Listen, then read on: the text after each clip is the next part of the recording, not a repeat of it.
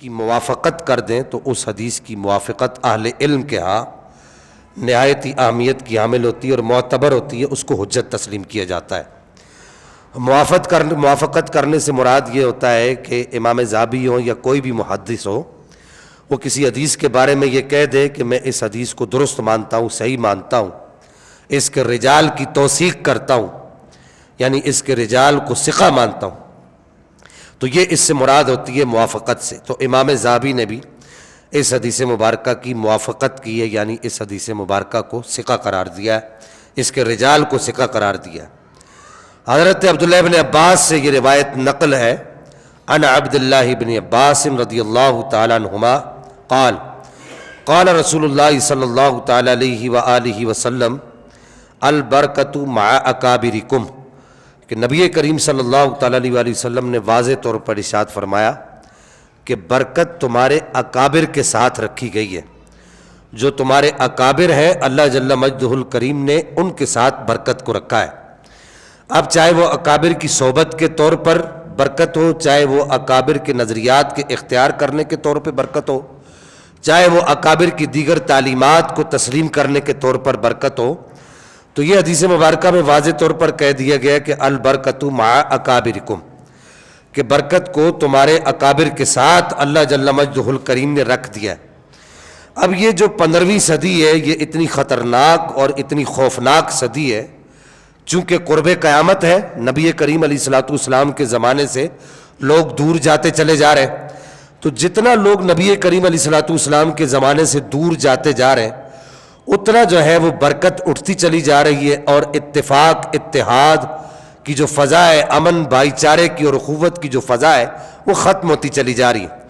زمانہ جس طرح نبی کریم علیہ الصلوۃ والسلام کے دور سے دور ہوتا چلا جا رہا ہے، ویسے تو ہر دور نبی پاک علیہ السلام کا ہے،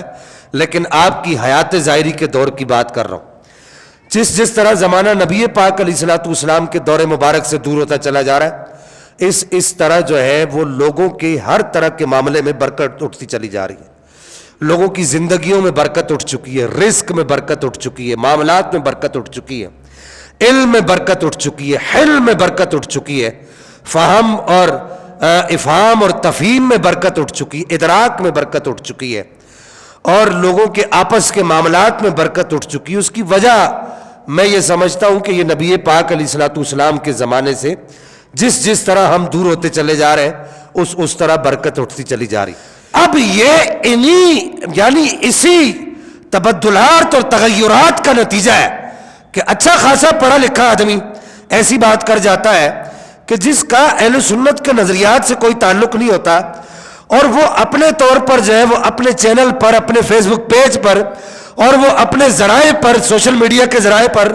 یا دیگر الیکٹرانک میڈیا کے ذرائع پر بیٹھ کر لوگوں کو یہ درس دے رہا ہوتا ہے کہ امت میں انتشار پھیل رہا ہے، امت میں انتشار نہ پھیلاؤ۔ اور تو بھائی یہ جو تم نئی باتیں گھڑ کے لا رہے ہو، تو کیا یہ اس سے امت میں انتشار نہیں پھیل رہا؟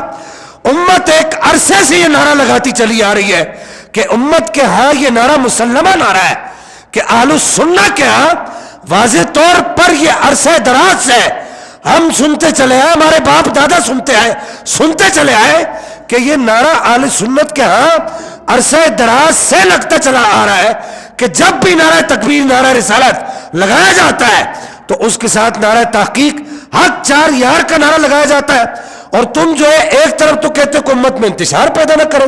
امت میں جو ہے وہ نئی باتیں نہ لائے۔ تو بھائی جو امت کے علماء نے، اکابر نے، میں نے آپ کو حدیث پڑھ کے سنائی البرکۃ مع اکابرکم، کہ جو امت کے علماء نے، اکابر نے جو مسئلے حل کر دیے، اب تم 14ویں 15ویں صدی میں آ کے ایک نئی پھل جڑی چھوڑو گے، ایک نیا بلینڈر چھوڑو گے، کہو گے جی کیلنڈر کہہ کے تو تم بلینڈر کرتے رہو گے، تو کیا امت کیا تمہاری بات کو مانے گی؟ ایسا نہیں ہوگا کہ جب اکابر کے ساتھ برکت کو رکھ دیا گیا، تو ہم نے جب اپنے اکابر کو سن لیا،